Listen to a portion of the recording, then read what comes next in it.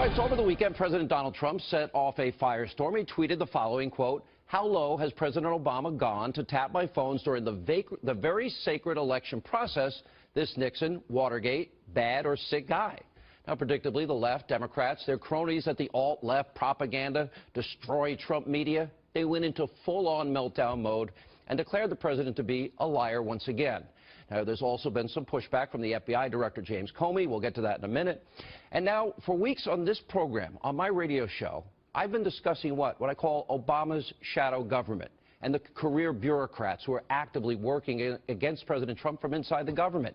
Many of these are people that are President Obama holdovers.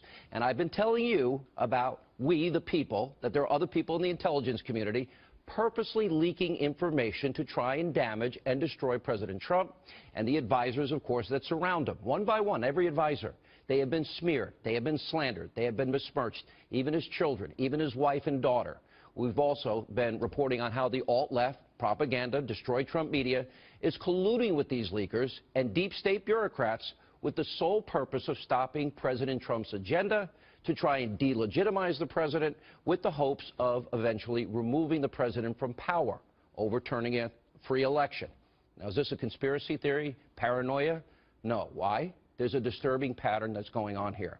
Now, let's take a look at the case of former Trump National Security Advisor.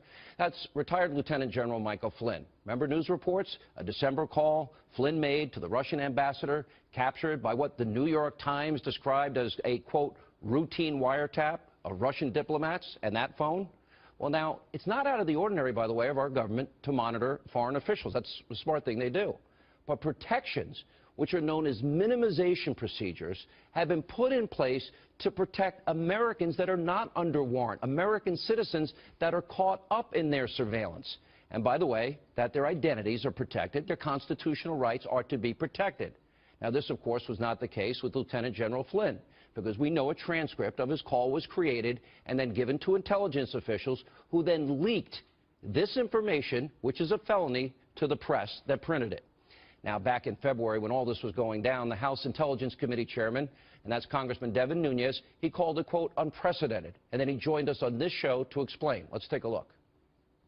Isn't this the type of thing where if you have rogue intelligence people and they're illegally intercepting phone calls of Americans, that's the illegal. And this, in other words, if in fact they wanted to get the intel or for example, hack into the phone of in this particular case, General Flynn, wouldn't they have to get a court subpoena to do so? That's correct, and I am not aware that they did that. So my guess is that the intelligence agencies did not do this. What I'm assuming is that this was picked up as they were tracking someone else. And if that's the case, that would have had to go up to the highest levels of the Obama administration to get approval to unmask who that person is. And in this case, it was General Flynn. Now, this is just the tip of the iceberg. Now, Fox News has not been able to confirm this, but the day before the election, November 7, 2016, the website Heat Street, they published a report. It had the following headline, quote, exclusive, FBI granted FISA warrant covering Trump camp's ties to Russia. And according to Heat Street, in October 2016, the Obama administration went to the FISA court, which grants warrants for surveillance for potential spies or terrorists to monitor, which Heat Street described as, quote, U.S. persons in Donald Trump's campaign with ties to Russia. Now, this was part of a larger probe into Russian banks. Now, other outlets like the BBC, The Guardian, have also reported that a FISA court warrant was in fact granted. And this is not an isolated incident either. There are countless examples of various federal agencies under President Obama looking into activities of intercepting communications with people associated with the Trump campaign. For example, McClatchy, D.C., posted a story back in January, headline, quote, FBI, 5 other agencies probe possible covert Kremlin aid to Trump. On the day of the inauguration, January 20th, the front page of the New York Times ran an article with this headline, wiretap data used in inquiry of Trump aides. There's also explosive reports from the Times. The alt-left propaganda, destroy Trump at all costs media, has given very little coverage to. In other words, it's not the right-wing conspiracy, it's them. It reads in part, quote, In its final days, the Obama administration expanded the power of the National Security Agency to share globally intercepted personal communications with the government's 16 other intelligence agencies before applying privacy protections. Now, why would President Obama wait until the last minute, 2 weeks before he's leaving office, to issue that order? An order that did not apply to him for 8 years? To me, the opinion is obvious. He wanted as much information, whether it's true or not, to be available to his appointed deep state shadow government officials so they can do exactly what we're seeing, leak it to the press and try and hurt the president with less likelihood that they're going to get caught. Now, listen closely as I read this statement that was released by Obama's spokesperson over the weekend. Pay very close attention. A cardinal rule of the Obama administration was that no White House official ever interfered with any independent investigation led by the Department of Justice. As part of that practice, neither President Obama nor any White House official ever, keywords, ordered surveillance on any U.S. citizen. Any suggestion otherwise is simply false. Okay, they didn't order it. Did they know about it? That statement never said that President Obama did not know about it, just that he didn't order it. Even President Obama's former speechwriter noted this on Twitter this past weekend. Now, the question that we need answered is very simple and very basic, and it's this. Did, in fact, the President of the United States, what did he know and when did he know it? In other words, did the President have any answers about the surveillance of an opposition candidate in the middle of an election? Now, the American people deserve the truth, but he doesn't have much credibility on the issue. Why? Because his administration wiretapped the phone of our own colleague, James Rosen.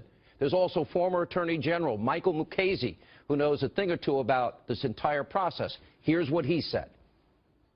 This is the difference between being correct and being right. I think the president was not correct, certainly, in saying that President Obama ordered a tap on a server in Trump Tower. However, I think he's right in that there was surveillance and that it was conducted at the behest of the attorney of the Justice Department through the FISA court. And what do you base that on? I base that on news reports that you mentioned in the last spot. I also base it on a kind of inadvertent blurting out by Adam Schiff that his committee wants to talk to the counterintelligence agents at the FBI who were involved in this. Now, what that means is that this is part not of a criminal investigation, but of an intelligence gathering investigation. By the way, didn't she cry the night of election night? All right, we'll put that aside. All right, on top of all of this, there's a bunch of other questions that need answers. What did President Obama know about these reported, New York Times reported FISA requests targeting associates of then-candidate Donald Trump? Now, to me, what happened to retired Lieutenant General Flynn and what we are now seeing with all these other intelligence leaks, this is a canary in a coal mine. This accusation that President Trump made is serious. We need to get to the bottom of what the truth is and where all of this came from and who knew what, when, and where. I can't speak officially anymore, but I will say that for the part of the national security apparatus that I oversaw as DNI, there was no such wiretap activity mounted against the president-elect at the time, or as a candidate, or against his campaign.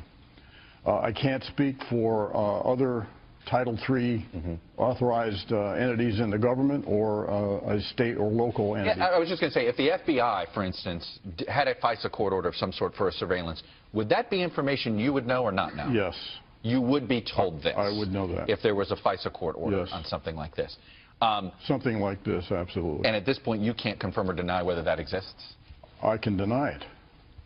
Well, wait a minute. He's contradicting himself. Former Director of National Intelligence James Clapper yesterday at Meet the Press. We continue with the great one, Mark Levin, from his TV studio in Virginia. You know, so Obama gives a statement that says they didn't order it. Doesn't mean he doesn't know it. Clapper puts out all these caveats here. Well, the part I oversaw, I can't speak officially. Well, Go ahead. Let me take it differently. I accept everything that James Clapper said, and it contradicts every piece of significant reporting over the last 6 months. If he's saying there was no FISA application, there was no FISA warrant, then why have so many news entities said that there are? That's number one. And number two, why didn't Chuck Todd have Mr. Clapper on weeks ago, before I did my radio show, before Donald Trump tweeted? Why didn't he have him on weeks ago to disclaim that this FISA court stuff was hanging out there? Let me explain something where we are here, Sean. They're all pivoting, including the media. They were trying to present the case of overwhelming connections, overwhelming concern, overwhelming potential evidence of Trump and the campaign involved with the Russians. Now it's, wait a minute, no. Because I say, these are police state tactics. Look at all this. You have no basis for all these investigations. Now they're saying, wait a minute, we didn't have a FISA warrant. We didn't do these wiretaps, eavesdropping, electronic surveillance. Now the media are completely confounded. Chuck Todd said, I got him now. I got the Trump guys now. And by the way, I endorsed Cruz, just so the libs know, during the Republican primaries. And I want our president to succeed. This is about the Constitution. Well, you also voted for Trump. You told your audience. I think that's absolutely. Right. So which is it? Which is it? Were there FISA warrants or not? Now, if there weren't, why didn't you report that weeks ago? If there are, some of us would like to see them. So we have a real problem right now. The media is turning on the media. We have leaks coming out that are felonies. We have stories about 6 federal departments and agencies, intelligence and law enforcement, that were investigating something, somebody, by somehow. So what's the answer? That's why we need to get to the bottom of this. Mark, I have a question. Yeah. I have a question. Go ahead. You be the host. Why all the investigations? Is there any evidence? Was there any evidence, scintilla of evidence? Hold on, I just need to finish my sentence. Was there any evidence, a scintilla of evidence at all, that Trump, his campaign advisors, and his transition team were on the take? None. Okay. Then why are 6 federal departments and agencies involved in an investigation, and now Clapper says he doesn't know anything? This is profound for a lot of different ways, because we're talking about Fourth Amendment protections, First Amendment protections, Fifth Amendment protections, Sixth Amendment protections. There's so many, and the question that every American needs to know. Now, we're talking about police state tactics. I understand. And by an executive branch, all of that potentially. Is true, because if they can do what they did to Michael Flynn, General Flynn, and that is here, whenever they have every right to go after a Russian ambassador. But the law, the Espionage Act is clear that if they hear and identify an American on that line, they are not allowed to tape that American, and they're supposed to follow a process called minimization. Why does this matter?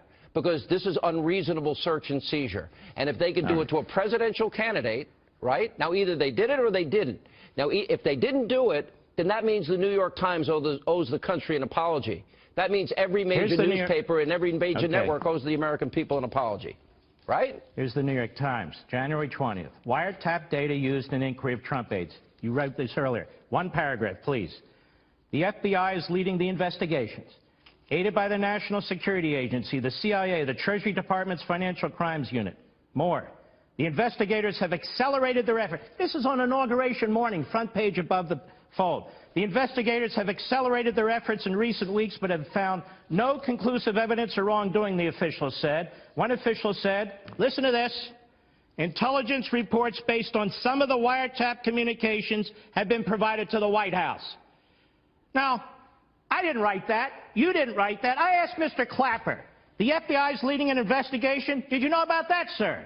Aided by the NSA. Did you know about that, sir? And the CIA. Did you know about that, sir? And the Treasury Department. Did you know about that, sir? Did you know that one official said intelligence reports based on some of the wiretap communications have been provided to the White House?